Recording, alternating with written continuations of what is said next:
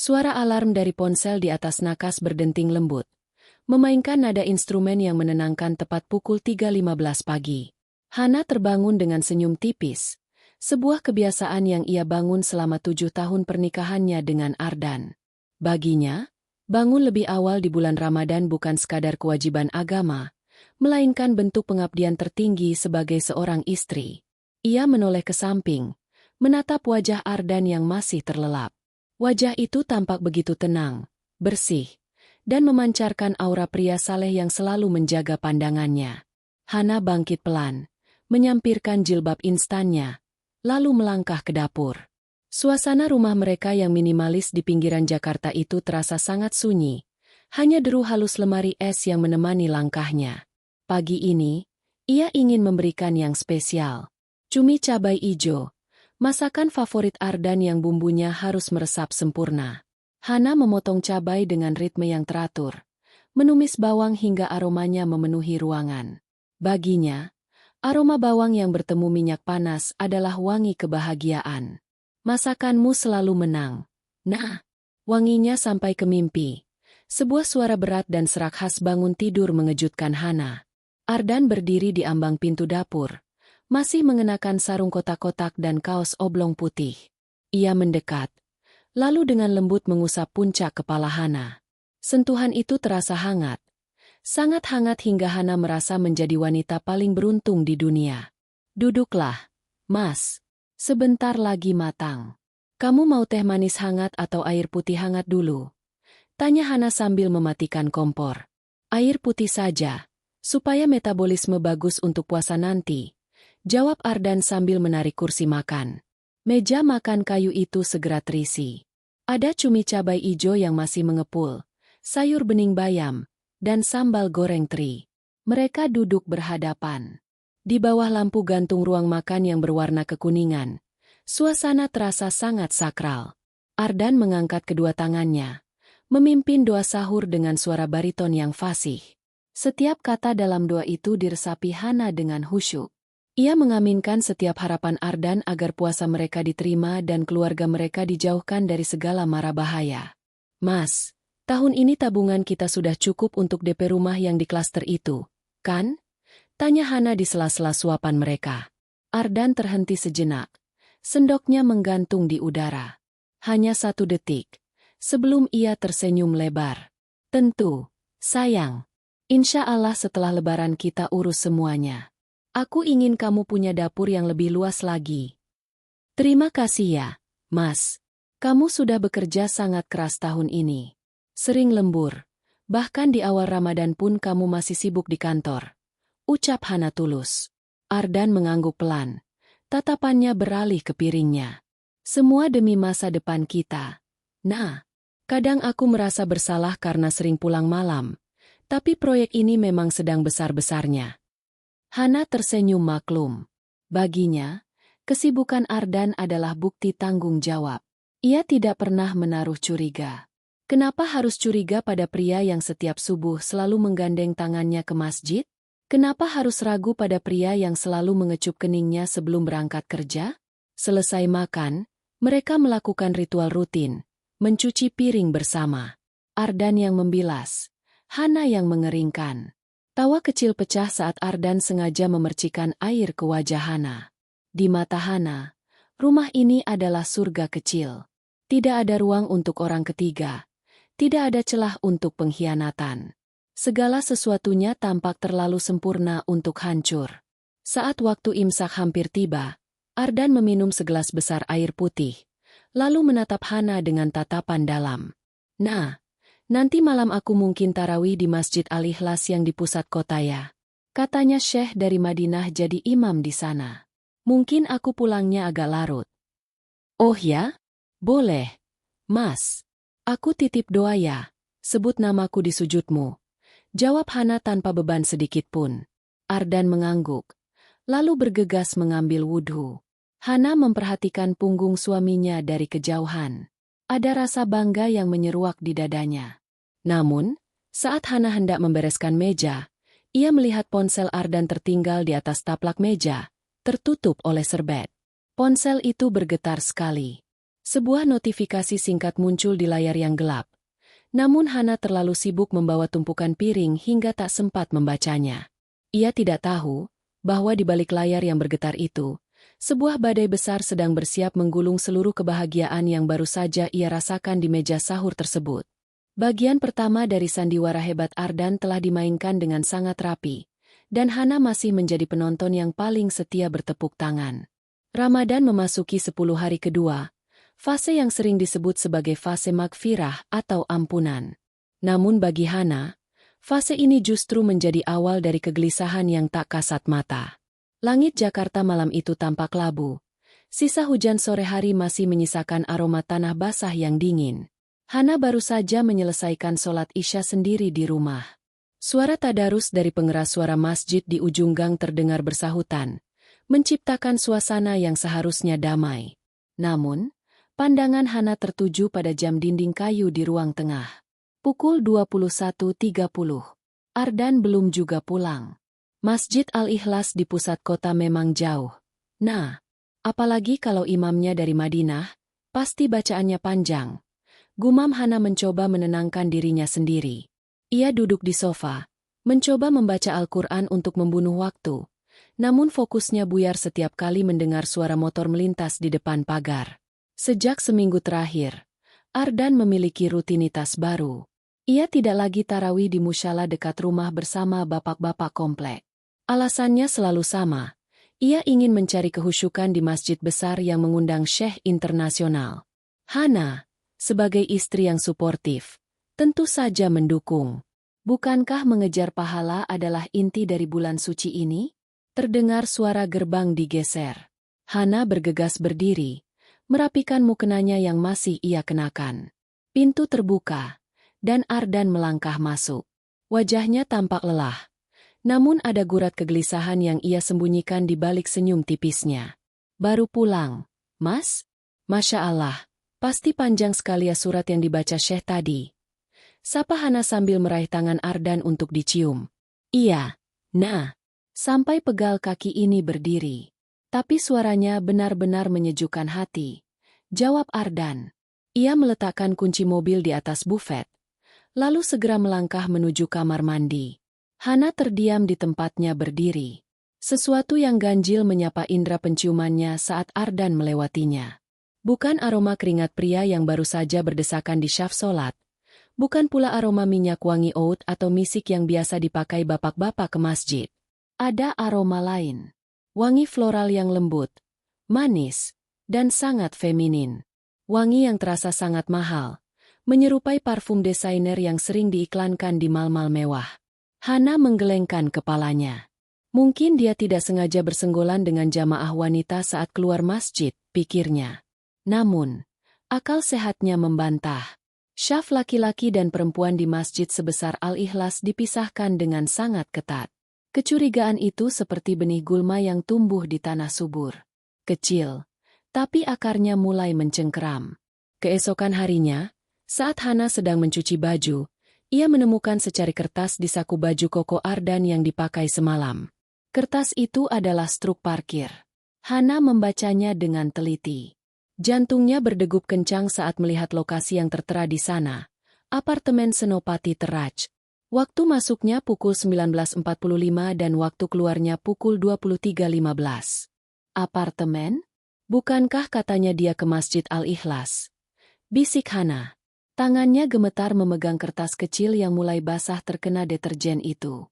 Logika Hana mulai berperang. Mungkin Ardan mampir ke tempat temannya? Mungkin ada urusan pekerjaan yang sangat mendesak? Tapi di waktu tarawih? Dan kenapa dia harus berbohong soal syekh dari Madinah itu? Malam itu, Hana memutuskan untuk tidak bertanya.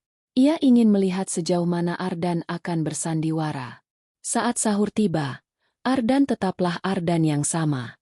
Ia masih memimpin doa dengan suara yang menggetarkan hati, masih menyuapi Hana dengan potongan buah kurma, dan masih membicarakan rencana masa depan mereka. Ketertutupan Ardan justru membuat Hana merasa ngeri. Bagaimana bisa seseorang terlihat begitu suci di depan Tuhan, namun menyimpan kebohongan di saku bajunya? Mas, besok aku boleh ikut tarawih ke pusat kota? Aku juga ingin dengar suara Syekh itu.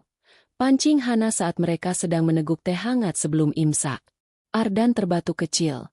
Matanya beralih dari mata Hana menuju gelasnya. Aduh. Nah. Masjidnya penuh sekali. Sesak. Kasihan kamu kalau harus berdesakan di sana. Nanti kalau kamu pingsan atau kecapean, malah puasanya batal.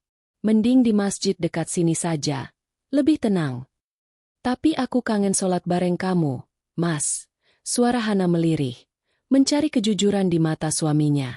Sabar ya, sayang. Nanti Idul Fitri kita sholat id bareng di lapangan besar. Sekarang, kamu istirahat saja di rumah. Fokus jaga kesehatan. Ardan mengusap pipi Hana. Namun kali ini Hana merasa sentuhan itu tidak lagi hangat. Terasa seperti plastik. Dingin dan palsu. Setelah Ardan berangkat kerja pagi itu, Hana terduduk lemas di lantai dapur. Ia merasa seperti sedang berjalan di atas jembatan gantung yang talinya mulai putus satu persatu. Ia mencintai pria itu dengan seluruh jiwanya. Tapi ia mulai merasa bahwa pria yang ia cintai hanyalah sebuah bayangan yang ia ciptakan sendiri. Hana membuka ponselnya, mengetik sebuah nama di kolom pencarian media sosial. Siska.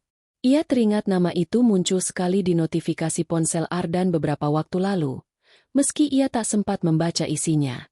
Hasil pencariannya kosong. Ada ribuan nama Siska. Namun, naluri seorang istri jarang sekali salah. Ia tahu, di suatu tempat di kota yang luas ini, ada seseorang yang sedang menikmati waktu tarawih suaminya. Hana menutup mukanya dengan kedua tangan. Di luar, matahari Ramadan bersinar terik. Namun hati Hana justru sedang diselimuti kabut yang gelap. Benih kecurigaan itu kini sudah mulai bertunas. Dan ia tahu, ia tak bisa lagi menutup mata. Kebenaran sedang mengetuk pintunya. Dan Hana tidak yakin apakah ia cukup kuat untuk membukanya. Matahari di hari ke-20 Ramadan terasa membakar. Seolah ikut memanaskan suhu batin Hana yang kian tak menentu. Di luar, suara klakson kendaraan yang berebut pulang untuk berbuka puasa terdengar seperti dengung lebah yang mengganggu. Hana sedang berada di ruang tengah, mencoba menyibukkan diri dengan melipat tumpukan baju yang baru kering. Pikirannya masih melayang pada struk parkir apartemen dan aroma parfum floral yang terus menghantui mimpinya. Setiap kali ia menatap Ardan, ada rasa mual yang tertahan. Rasa sakit karena menyadari bahwa pria yang sedang sujud di sampingnya mungkin baru saja mencium kening wanita lain. Permisi. Paket. Suara teriakan kurir dari balik pagar membuyarkan lamunan Hana. Ia mengernyitkan dahi. Seingatnya, ia tidak memesan apapun di aplikasi belanja daring minggu ini. Hana melangkah keluar, menyipitkan mata menghalau terik matahari. Seorang pria dengan jaket oranye berdiri di sana, memegang sebuah kotak kardus yang cukup besar, dibungkus plastik bening dengan stiker, Fragile. Atas nama Bapak Ardan.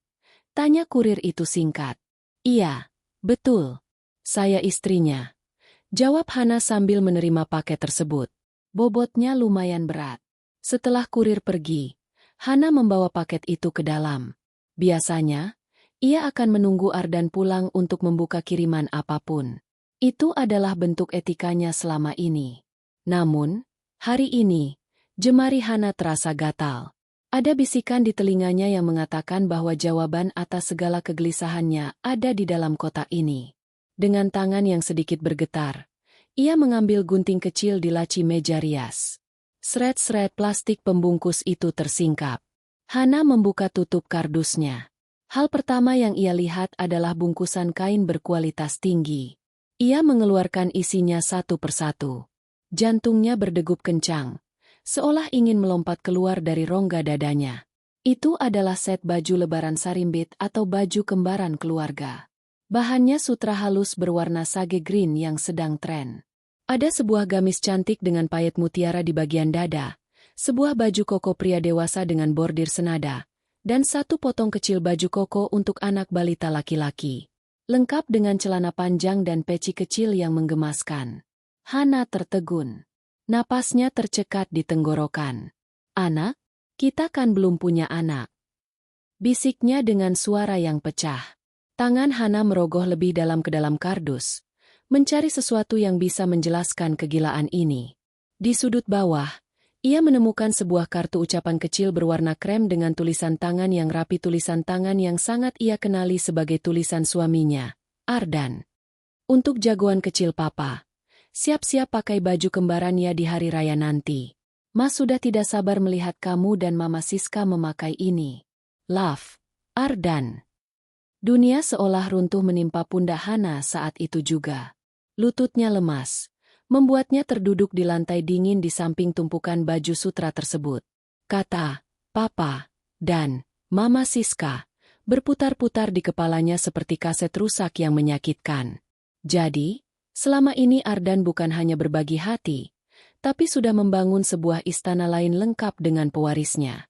Setiap lembur yang dikeluhkan Ardan, setiap tarawih yang memakan waktu berjam-jam, setiap senyum lelah yang ia tunjukkan saat pulang ke rumah semuanya adalah sampah. Semuanya adalah sandiwara murah untuk menutupi eksistensi keluarga kecil yang ia simpan di apartemen mewah itu. Hana mengusap air mata yang jatuh tanpa permisi di atas baju koko kecil itu. Baju itu terasa begitu halus. Namun di mata Hana, kain itu terasa seperti duri yang menyayat kulitnya. Ia membayangkan Ardan yang tertawa bahagia saat memesan baju ini, membayangkan Ardan yang mencium balita itu dan memanggilnya, jagoan. Sementara di rumah ini, Ardan selalu menghibur Hana dengan kata-kata, sabar ya, sayang, mungkin Allah belum percaya kita bisa menjaga amanah anak. Tega kamu, Mas. Rintih Hana. Kemarahan mulai mengambil alih kesedihan. Hana bangkit. Ia tidak lagi menangis dengan terisak. Matanya yang merah menatap tajam ke arah pintu depan. Ia ingin menghancurkan baju-baju itu. Ingin membakarnya di halaman rumah agar asapnya sampai ke hidung Ardan. Namun, akal sehatnya yang tersisa menahan tangannya. Jangan sekarang. Hana menarik napas dalam-dalam. Mencoba menstabilkan detak jantungnya yang menggila. Ia melipat kembali baju-baju itu dengan sangat rapi, memasukkannya kembali ke dalam kardus, dan menutupnya seolah-olah paket itu belum pernah disentuh. Ia harus bermain cantik. Jika Ardan bisa bersandiwara selama bertahun-tahun, maka Hana harus bisa bersandiwara selama beberapa hari ke depan. Ia meletakkan paket itu di atas meja kerja Ardan. Dengan tenang, ia kembali ke dapur untuk menyiapkan menu buka puasa. Sore itu, ia memasak makanan yang paling enak, seolah tidak terjadi apa-apa. Namun, saat ia mengiris bawang, ia membayangkan pisau itu sedang mengiris setiap kebohongan yang keluar dari mulut suaminya. Hana tahu, Ramadan kali ini tidak akan berakhir dengan kemenangan yang biasa. Ini akan menjadi perang. Dan paket di atas meja itu adalah bom waktu yang tinggal menunggu detik untuk meledak. Ia akan menunggu hingga Ardan pulang, menatap mata suaminya, dan melihat bagaimana pria religius itu akan menjelaskan kehadiran Mama Siska dan jagoan kecilnya di tengah bulan yang suci ini. Malam ke-21 Ramadan seharusnya menjadi malam yang tenang. Malam di mana orang-orang beriktikaf mencari ketenangan jiwa. Namun bagi Hana, ketenangan adalah kemewahan yang sudah mati sejak paket baju sarimbit itu sampai ke tangannya. Ia duduk di pojok tempat tidur, sementara di ruang sebelah, suara gemericik air menandakan Ardan sedang berwudu untuk sholat malam. Hana menatap layar ponselnya yang redup. Ia tidak sedang membaca zikir. Ia sedang membuka pintu menuju neraka yang dibangun suaminya. Hana tahu ia harus bergerak cepat. Selama ini ia terlalu percaya, terlalu syalehah, untuk sekadar mengecek isi dompet atau ponsel suami. Baginya, kepercayaan adalah pilar utama. Namun kini, pilar itu telah hancur berkeping-keping, meninggalkan puing-puing tajam yang melukai hatinya. Langkah pertama adalah mutasi rekening. Mereka memiliki satu rekening bersama yang biasanya digunakan untuk tabungan rumah. Hana membuka aplikasi perbankan di ponselnya. Selama setahun terakhir, ia hanya melihat saldo akhir yang selalu tampak bertambah, tanpa pernah curiga pada rincian transaksi. Dengan tangan gemetar, ia mengunduh statement 6 bulan terakhir. Matanya menyipit, menelusuri deretan angka yang keluar. Jantungnya berdenyut nyeri setiap kali melihat angka jutaan rupiah keluar dengan keterangan yang samar. Biaya admin, transfer antar bank, hingga pembayaran rutin setiap tanggal 5 sebesar 12 juta rupiah ke sebuah nama, Siska Amalia. 12 juta setiap bulan. Bisik Hana. Suaranya tercekat. Angka itu jauh lebih besar daripada uang belanja yang diberikan Ardan kepadanya setiap bulan. Ardan memberikan Hana 7 juta rupiah untuk urusan dapur dan operasional rumah. Sementara untuk wanita itu, Ardan menggelontorkan hampir 2 kali lipatnya.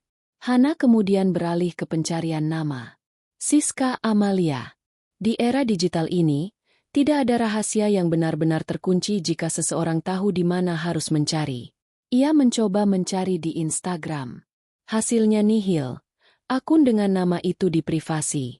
Namun, Hana tidak menyerah.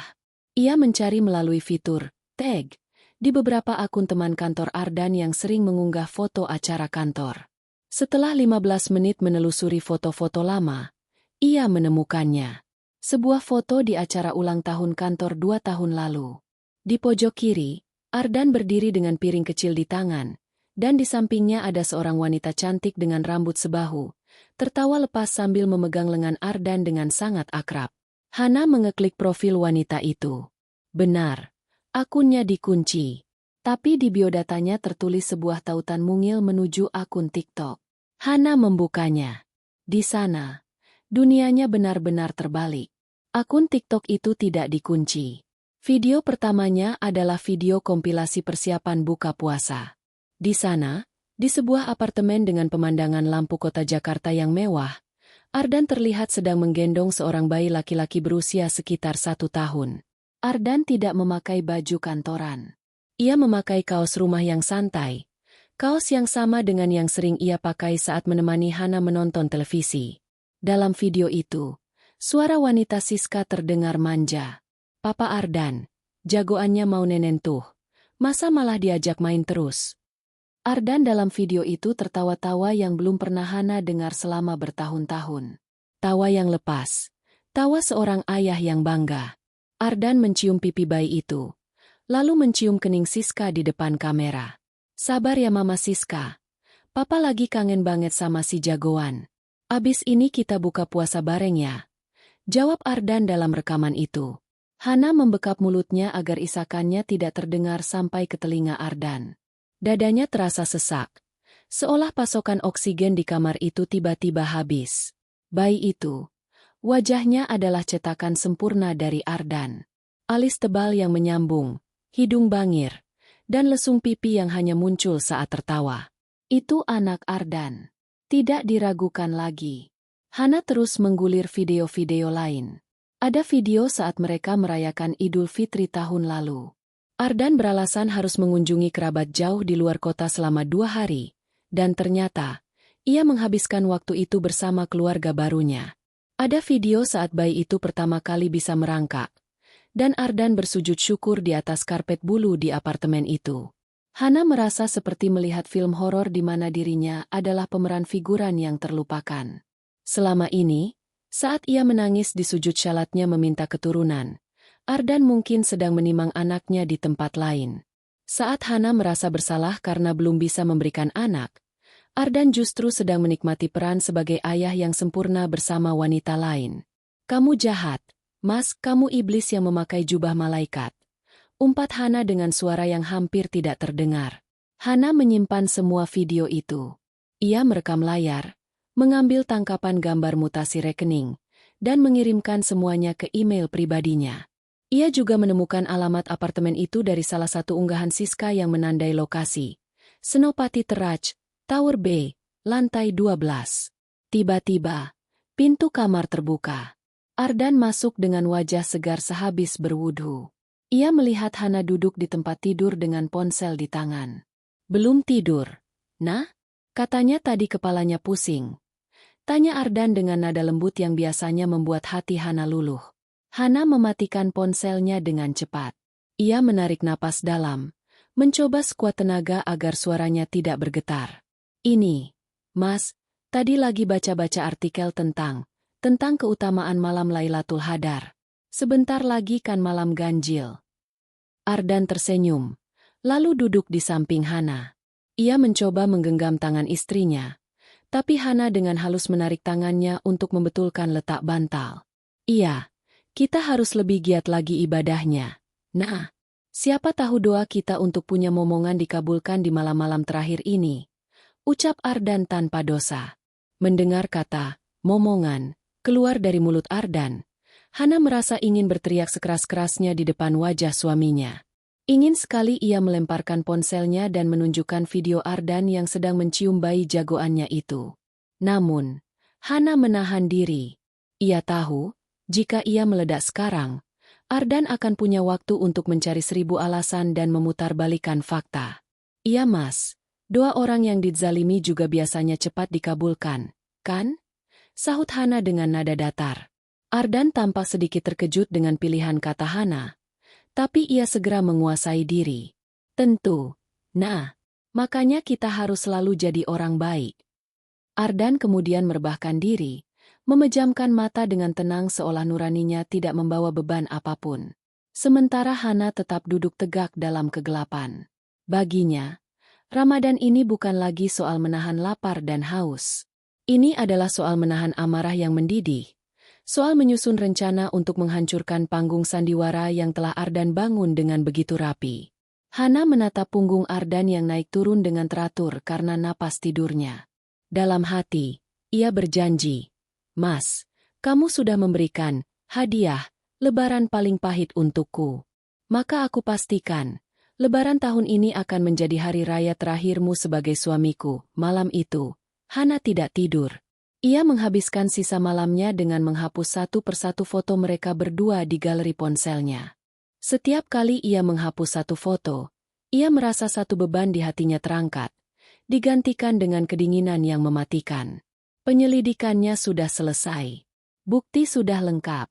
Kini, ia hanya perlu menunggu waktu yang tepat untuk menjatuhkan bom tersebut tepat di atas kepala Ardan. Malam ke-27 Ramadan. Orang-orang menyebutnya sebagai salah satu malam yang paling mungkin menjadi Lailatul Qadar. Malam yang lebih baik dari 1000 bulan. Di masjid-masjid, suara isak tangis jamaah dalam sujud mereka pecah, memohon ampunan atas dosa setahun yang lalu. Namun di rumah Hana, kesunyian yang tercipta justru terasa lebih mengerikan daripada suara tangis manapun. Hana berdiri di dapur, menatap meja makan yang sudah ia tata dengan sangat rapi. Sore itu, ia memasak luar biasa banyak. Ada rendang yang bumbunya hitam pekat, udang balado yang merah membara, dan es buah yang segar. Namun, di tengah semua hidangan lezat itu, di atas piring kosong milik Ardan, terletak sebuah hidangan utama yang akan menghentikan napas suaminya. Baju koko kecil berwarna sage green dan kartu ucapan bertuliskan, "Jagoan Papa." Hana mendengar suara kunci diputar. Ardan melangkah masuk dengan wajah yang tampak lebih cerah dari biasanya. Mungkin ia baru saja mendapatkan bonus lebaran, atau mungkin ia baru saja mampir ke apartemen itu untuk memberikan kecupan singkat pada anaknya sebelum pulang ke rumah, istri tua. "Wah, masaknya banyak sekali, sayang." Bau rendangnya sampai ke teras. Ardan mendekat, hendak mengecup pipi Hana seperti biasa. Hana menghindar dengan halus, berpura-pura mengambil gelas tambahan. "Ini malam istimewa, Mas. Malam ke-27. Aku ingin kita merayakannya dengan berbeda." Ardan tersenyum, tidak menyadari nada dingin dalam suara istrinya. Ia meletakkan tas kerjanya dan duduk di kursinya. Pandangannya jatuh pada benda yang tertutup tudung saji kecil di atas piringnya. "Ini apa?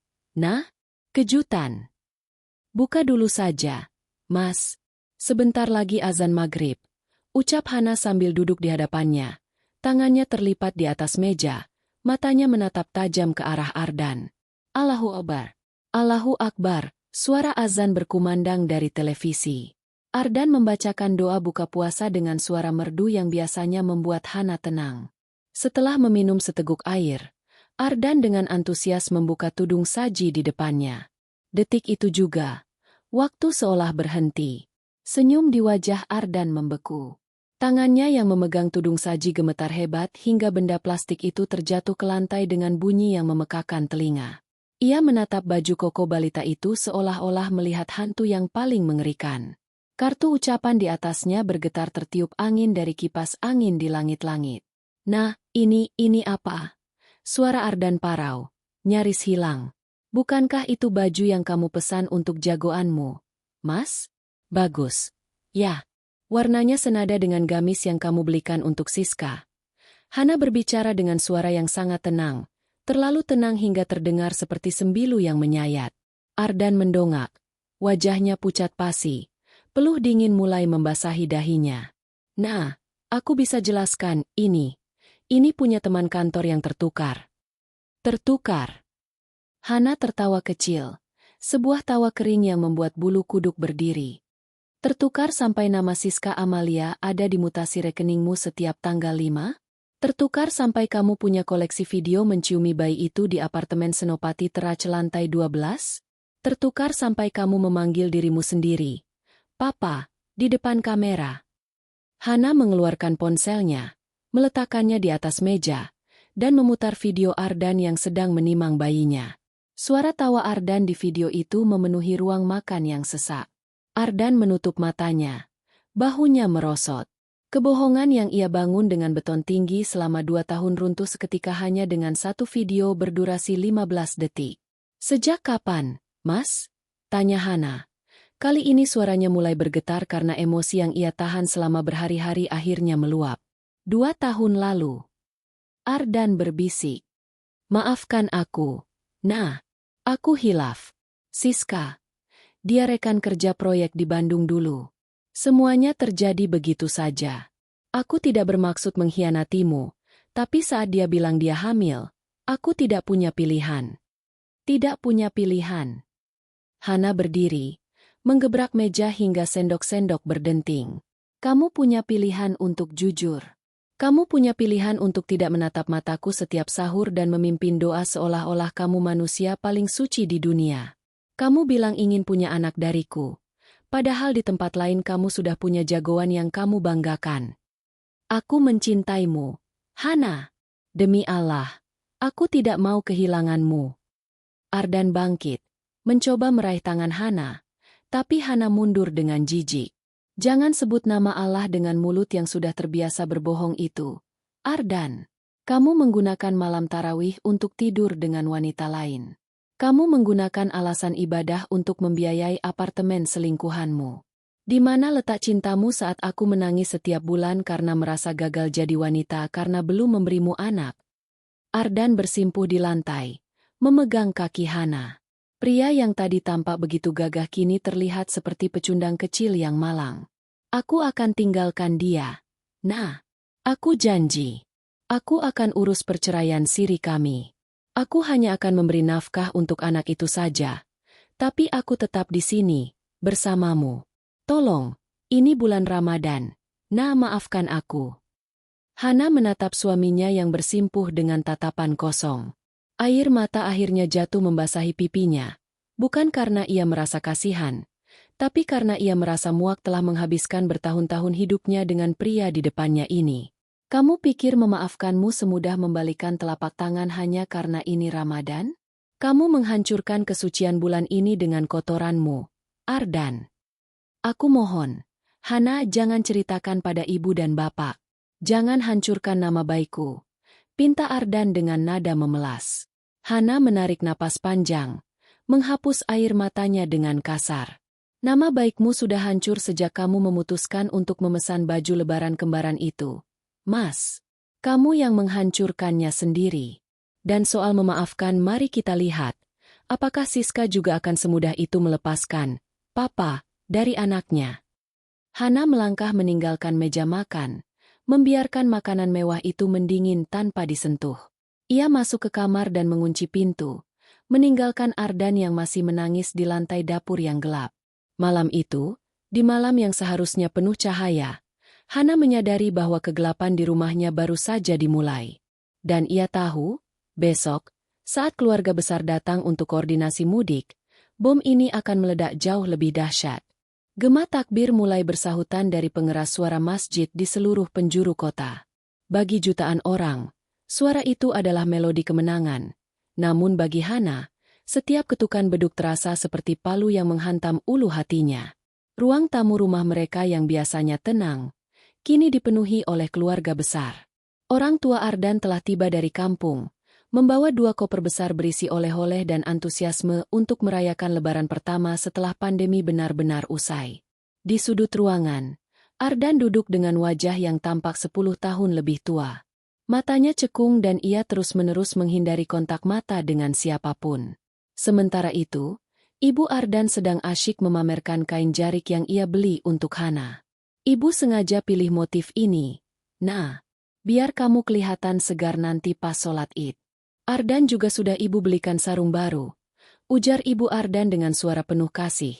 Tidak menyadari bahwa menantunya sedang berdiri di atas retakan yang siap menelan mereka semua. Hana hanya tersenyum tipis. Sebuah senyum yang dipaksakan hingga pipinya terasa kaku. Ia sedang menunggu. Ia tahu Ardan belum menceritakan apapun kepada orang tuanya. Ardan masih berharap badai ini bisa diredam di bawah karpet. Masih berharap Hana akan luluh demi menjaga nama baik keluarga di hari raya. Mas Ardan kok diam saja dari tadi? Lagi nggak enak badan? Tanya ayah Ardan sambil menyeruput teh hangatnya. Belum sempat Ardan menjawab. Sebuah suara bel rumah berbunyi nyaring. Berkali-kali, seolah sang tamu sedang berada dalam keadaan darurat yang tak bisa ditunda. Siapa malam-malam begini? Kurir paket lagi? Gumam Ibu Ardan sambil bangkit hendak membuka pintu. Biar Ardan saja, Bu. Ardan berdiri dengan panik. Namun Hana lebih cepat. Biar Hana saja, Mas. Siapa tahu itu tamu spesial yang ingin merayakan kemenangan bareng kita. Ucap Hana dengan nada yang membuat Ardan mematung di tempatnya. Pintu terbuka. Angin malam yang dingin masuk ke dalam rumah, membawa serta sosok wanita yang selama ini hanya Hana lihat melalui layar ponsel. Siska berdiri di sana. Ia tidak tampak seperti pelakor yang ada di sinetron. Ia tampak seperti seorang ibu yang sedang putus asa. Ia mengenakan gamis sage green gamis yang sama dengan yang ada di paket tempo hari. Dan yang paling menghancurkan suasana adalah sosok balita di gendongannya yang tertidur pulas dengan baju koko mungil yang identik. Siska, mau apa kamu kesini? Ardan berteriak. Suaranya melengking karena ketakutan. Siska tidak memedulikan Ardan. Ia melangkah masuk begitu saja, melewati Hana, menuju ke tengah ruang tamu di mana orang tua Ardan sedang duduk terperangah. Maaf mengganggu malam takbir Bapak dan Ibu. Suara Siska bergetar, namun penuh ketegasan. Saya Siska. Dan ini adalah Arka. Cucu Bapak dan Ibu. Darah daging Ardan. Hening yang mematikan jatuh ke seluruh ruangan.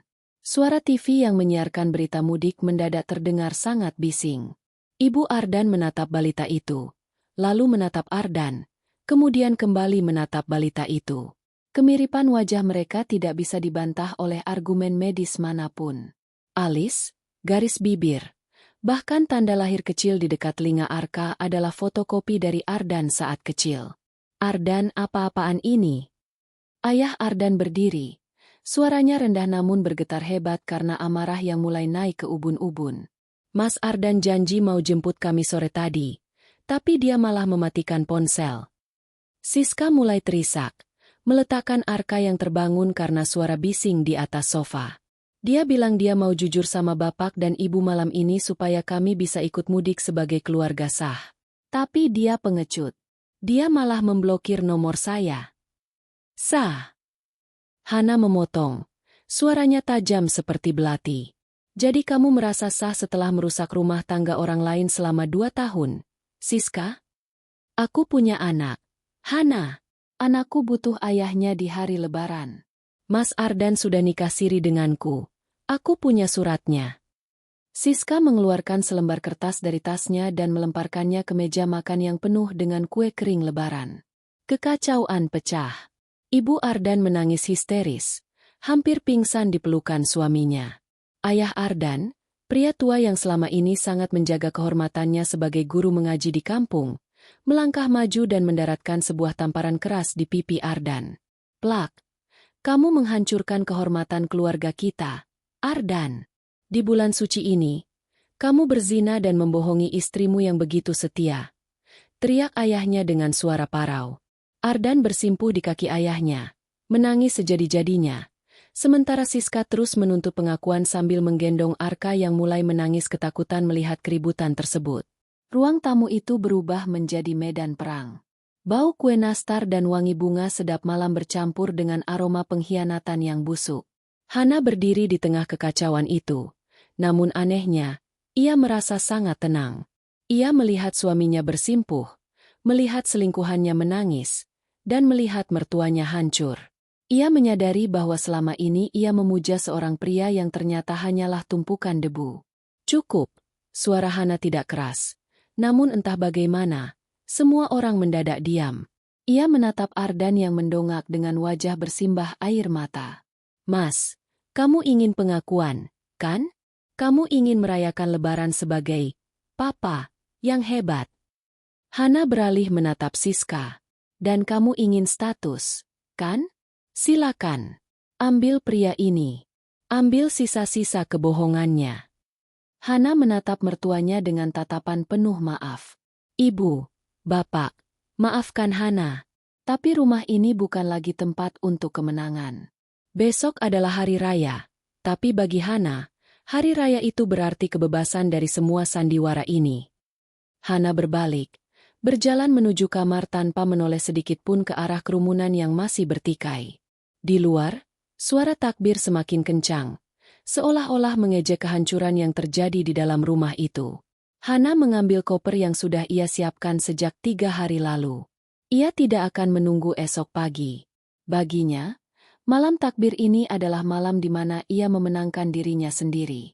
Semburat cahaya jingga mulai menyelinap di ufuk timur, membelah langit Jakarta yang perlahan membiru. Suara takbir dari masjid-masjid kini tidak lagi terdengar mencekam di telinga Hana. Melodi itu bermutasi menjadi nyanyian pembebasan. Di dalam kamar yang selama 7 tahun ia tempati bersama Ardan, Hana berdiri di depan cermin besar. Ia mengenakan mukena putih bersih dengan detail renda buatan tangan yang ia beli 2 hari lalu menggunakan sisa uang tabungan pribadinya bukan dari uang pemberian Ardan. Di luar pintu kamar, suasana rumah masih menyisakan sisa basi peperangan semalam. Hana bisa mendengar suara isak tangis tertahan dari ruang tengah.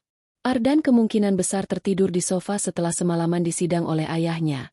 Sementara Siska dan anaknya entah di mana mungkin sudah dipulangkan atau menginap di hotel terdekat atas perintah ayah Ardan yang muak melihat wajah mereka.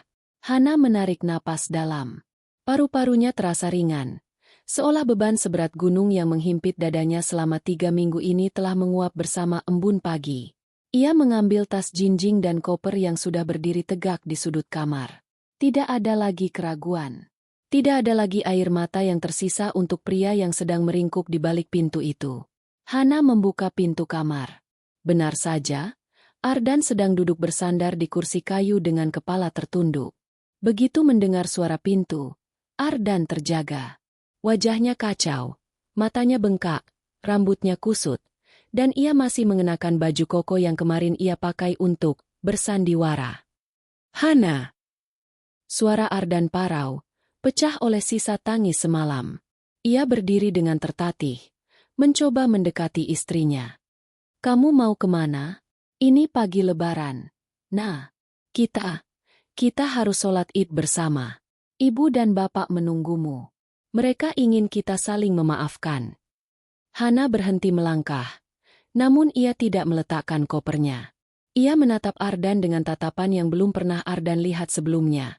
Tatapan yang kosong, tawar, dan benar-benar asing. Memaafkan bukan berarti kembali. Mas, ucap Hana datar. Aku sudah memaafkan diriku sendiri karena sempat terlalu bodoh mempercayaimu. Dan aku sudah memaafkanmu agar hatiku tidak lagi berkarat oleh dendam. Tapi untuk hidup bersamamu lagi, itu adalah penghinaan bagi diriku sebagai seorang wanita. Nah, tolong ini hari kemenangan. Jangan pergi di saat seperti ini. Apa kata tetangga? Apa kata keluarga besar nanti saat kita sungkeman? Ardan mencoba meraih tangan Hana, namun Hana menghindar dengan gerakan yang sangat tenang. Kemenangan bagiku adalah jujur pada diri sendiri, Mas. Bukan bersandiwara di depan tetangga demi menjaga nama baikmu yang sudah kamu hancurkan sendiri. Hari ini, kamu punya keluarga baru untuk kamu beri makan. Kamu punya jagoan yang butuh pengakuan papanya. Pergilah pada mereka. Jadilah ayah yang jujur untuknya, karena kamu sudah gagal menjadi suami yang jujur untukku. Hana melangkah melewati Ardan, menuju ruang tengah di mana mertuanya duduk dengan wajah layu.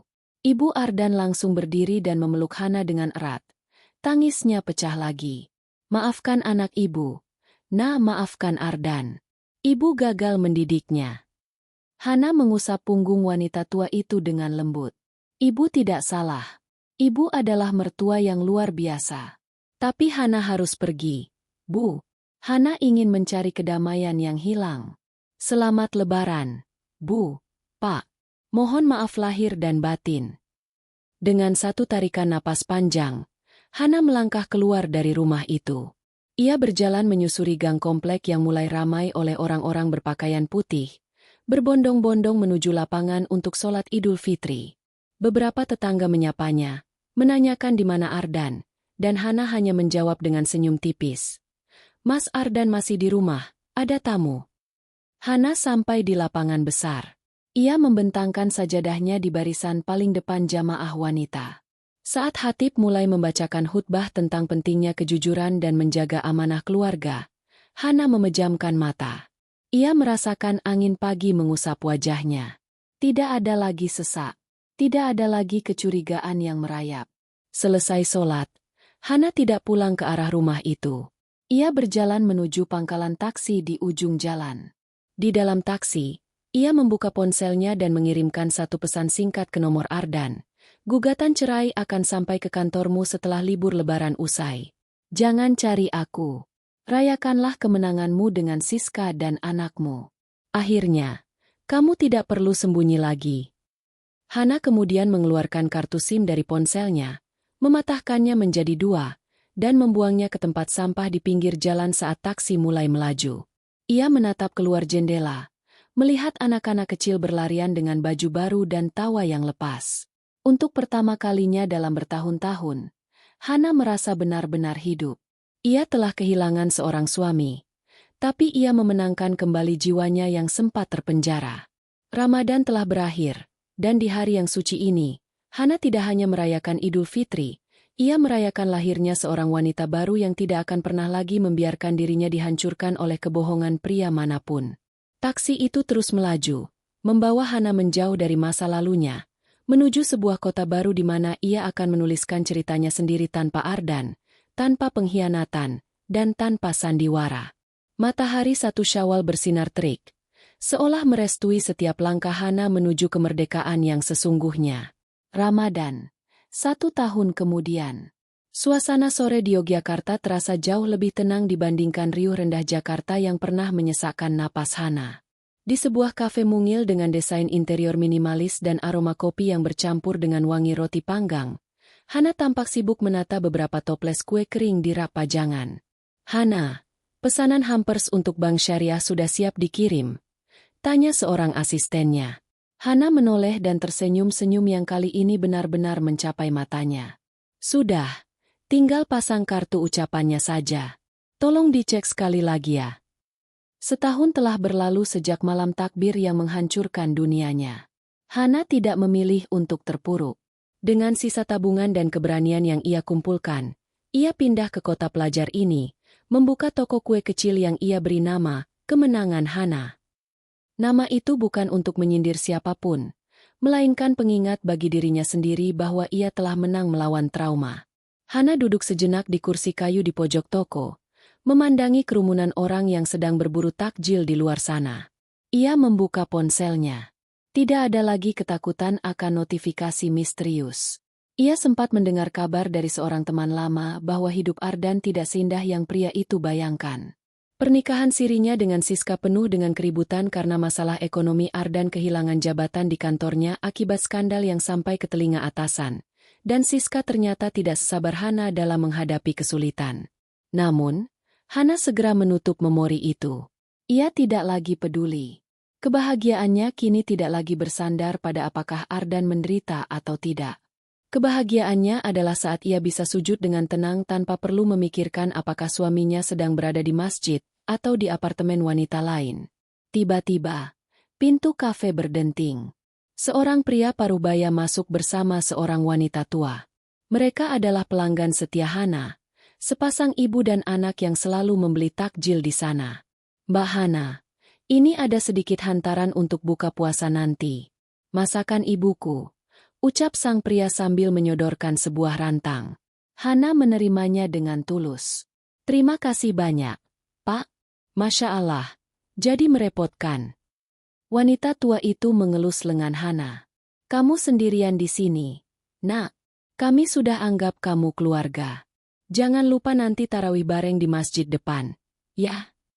Hana mengangguk pelan. Ada rasa hangat yang menjalar di dadanya.